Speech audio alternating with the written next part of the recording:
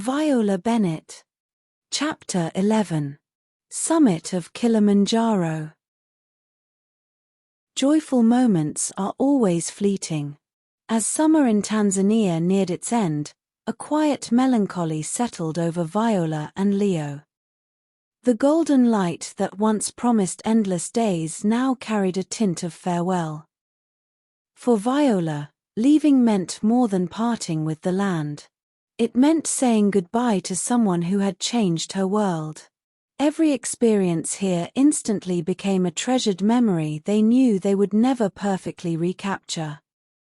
Something special had to be done, for farewell, for reliving, or for remembering. 1 week before the holiday's end, Viola and Javier committed to their final defining African adventure, a trek up Mount Kilimanjaro, the summit of Africa and the world's highest standalone mountain. For them, there was nothing more romantic or meaningful than standing on the roof of Africa and watching the sun rise with the one you are fond of, even though the climb was far from easy. Advised by a local mountaineering expert, they chose the Rongai route.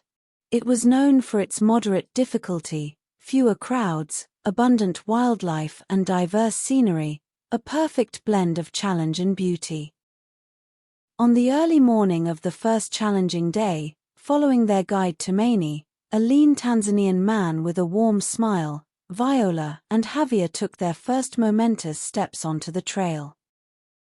They entered through the Rongai Gate on the mountain's northern side, near the Kenyan border. The air was rich with pine and damp earth. Their packs pressed firmly against their backs as they stood before Kilimanjaro's vast silhouette. Behind them, the sun rose unseen, yet its power stretched their shadows long across the winding forest trail. The mountain awaited, silent and immense. They were ready to take on it. Their guide Ch11 briefed them on the journey. Pole, Ch11 reminded them gently, meaned slowly. Javier grinned at Viola. Pole, mi amor. Viola laughed, breath misting in the cool air. At this pace, the sunrise might find us halfway up. Then it'll find us together. I can't wait for the summit sunrise. The first day's trek through the rainforest was a gentle, steady ascent to Simba Camp, 8,700 feet to 650 m. The trail wound through towering pines and ferns, alive with the chattering of vervet monkeys. Viola pointed to the black and white fur flashing among the treetops. Look, Javier, they're like little acrobats. This was their dynamic. She always found harmony in the chaos of nature, while he appreciated its bold, flowing lines. That night, as they settled into their tents, a sudden downpour began to pelt the canvas. Rainy nights often stir unique memories. They shared stories from their childhoods, Javier's love for Spain's rugged coasts and varied cuisine, Viola's memories of Bremen's serene rivers and ancient architectures. The mountain was quietly weaving their separate worlds together. Over the next 2 days, they traversed a stark alpine wilderness, reaching the second cave and the stunning Mwenzi Tarn, 14,200 feet, 4,330 m.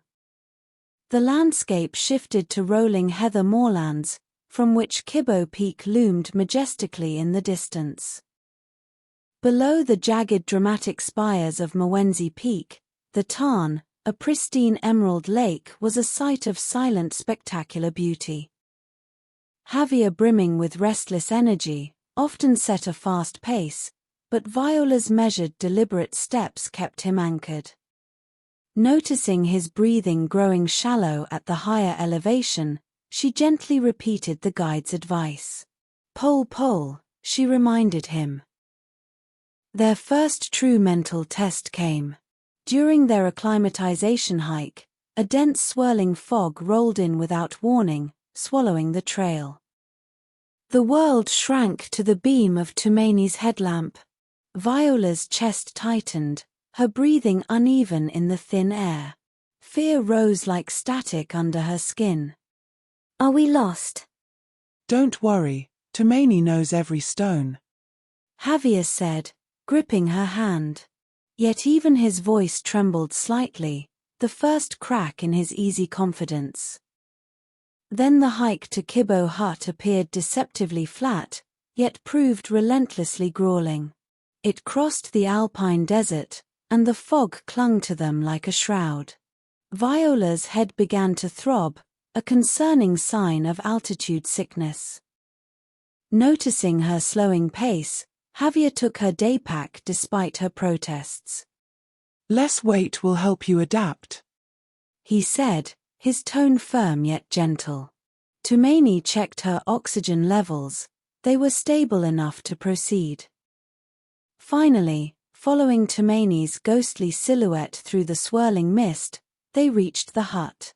Rest came in fits and starts. The thin, icy air made sleep a relentless battle. Javier leaned close and whispered, "We'll see the sunrise together. I promise." Viola felt a warmth settle in her chest, a quiet certainty she could trust him. She nodded with unshakable conviction. If Javier said it, it would happen. The pre-dawn hours were a frozen haze as they prepared for the summit push. After a final gear check, they set out. The path twisted mercilessly upward, loose volcanic scree sliding beneath each step. The cold was a physical, sharp presence, biting through layers of heavy gear. Javier's legs were burning, but he meticulously matched Ch11's pace. Viola's breathing was ragged, yet an intense, unwavering desire for the summit propelled her forward.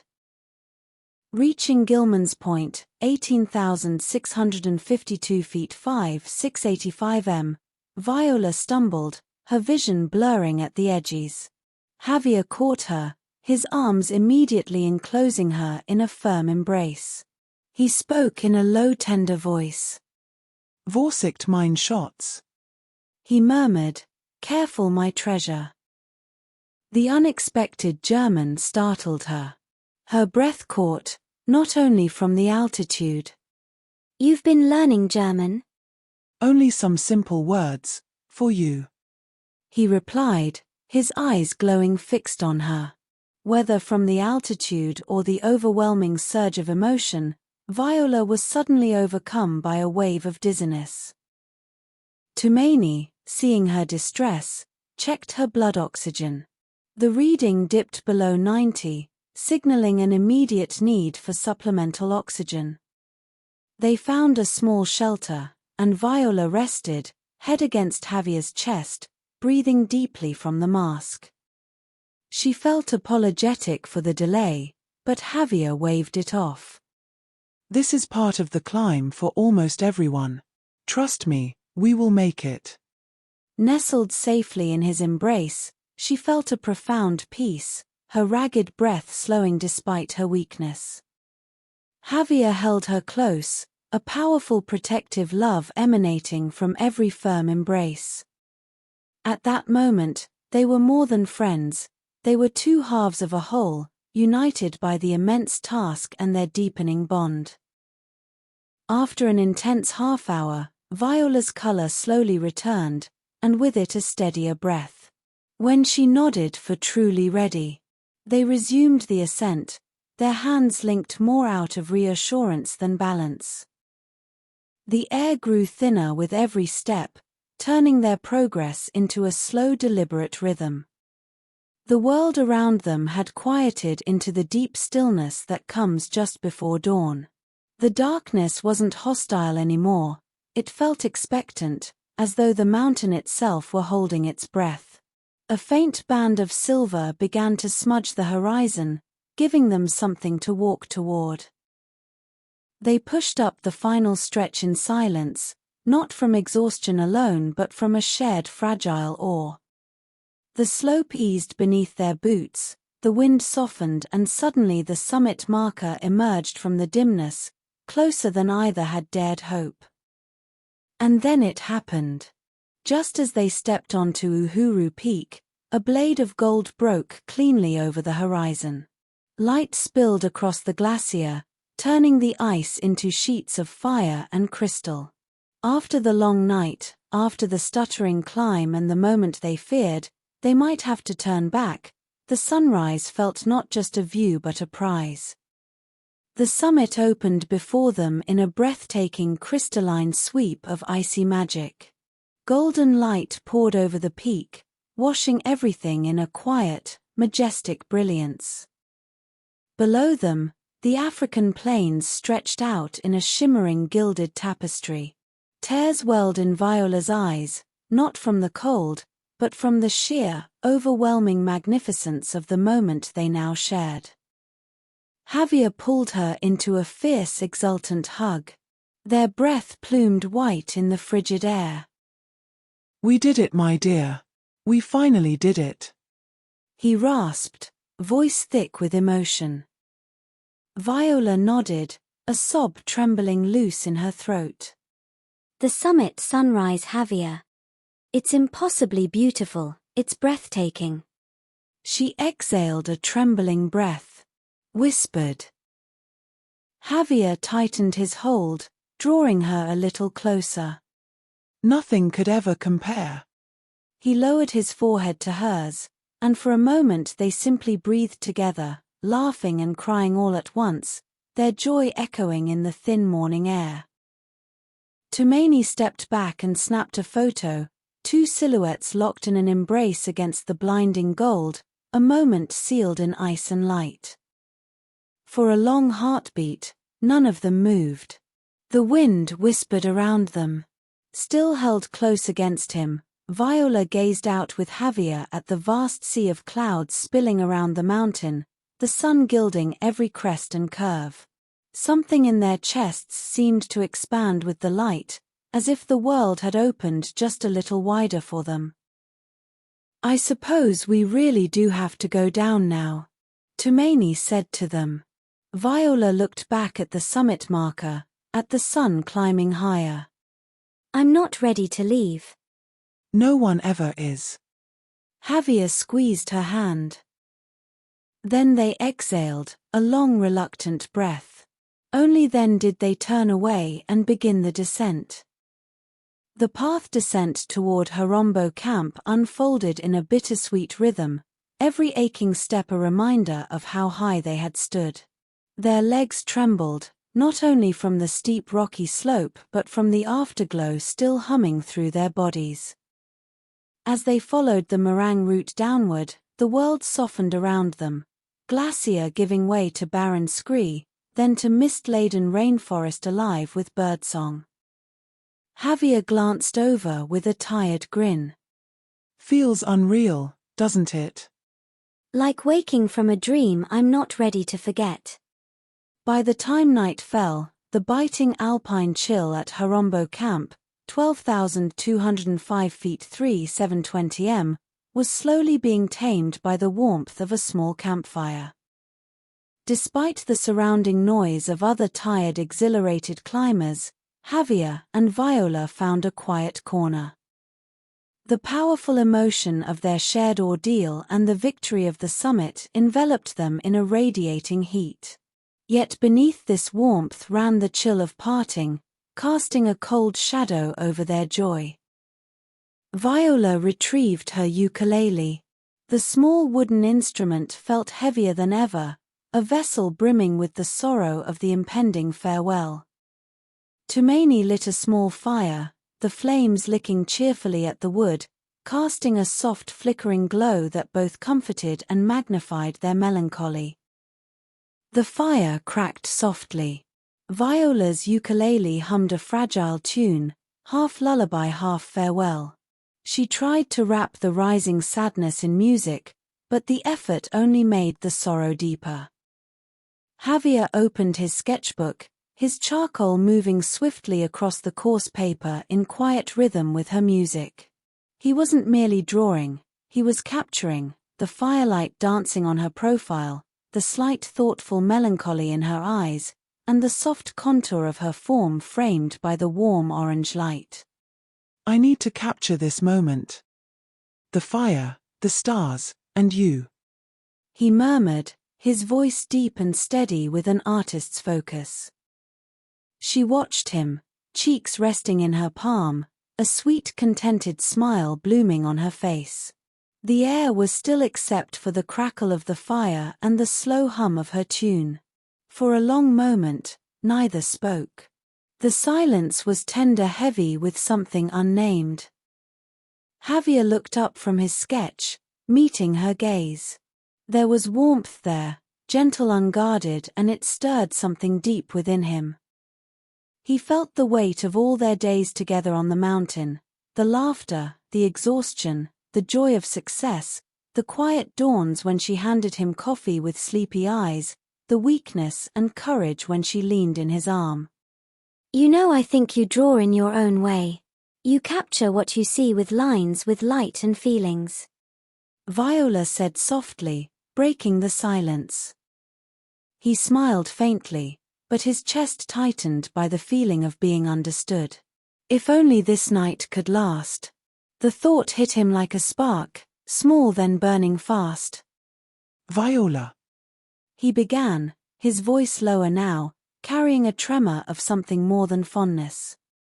This mountain has shown me what really matters. It wasn't the climb, it was who I climbed with. He took her hand, fingers trembling. But the thought of going back to Madrid alone next week, that helpless dread. Do you feel it too? His sadness was raw, the sadness almost painful in its intensity. The fire crackled, casting their shadows closer together. I don't want it to end, I want us to go on, beyond this place, beyond this mountain. Viola looked into his eyes, bright, trembling, and glistening with unshed tears. She felt the eruption of his love like a sudden flame igniting the air between them. She reached out with her free hand and gently cupped his face. Her response was soft, yet utterly resolute. No, it won't be over. We will conquer the distance, Javier. I believe we will. She declared it firmly, though tears instantly filled her eyes, glimmering like clear diamonds in the firelight. When love comes, there is no hiding, no denying. They could no longer endure the final unspoken barrier. Javier pulled her into a fierce absolute embrace. The hug was a spell against separation, a desperate attempt to memorize every inch of her warmth, every trace of her scent. Their bodies pressed together.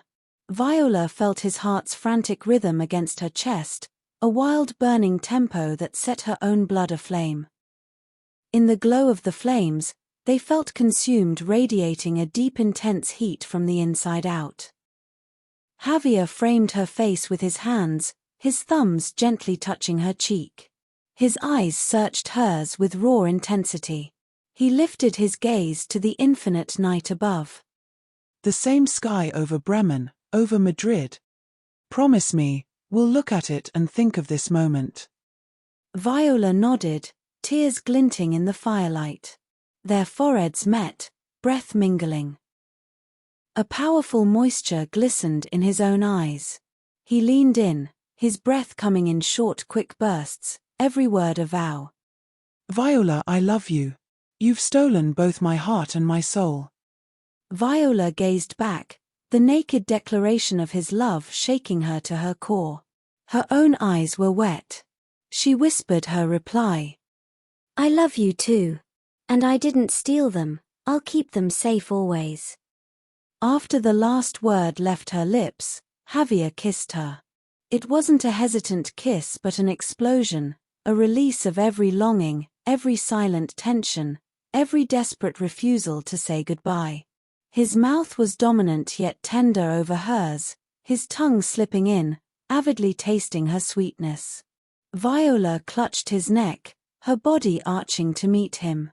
She felt his breath, his strength, and the love transmitted between their lips, a heat that could melt the mountain's glacier. The kiss was long, deep, and all-consuming, the passion swelling rapidly between them, a fervent love forged in hardship and unforgettable beauty, witnessed only by the silent mountain and the glittering stars. Yes, the stars above were the same ones that would watch over them when they were apart, guiding them always back to each other.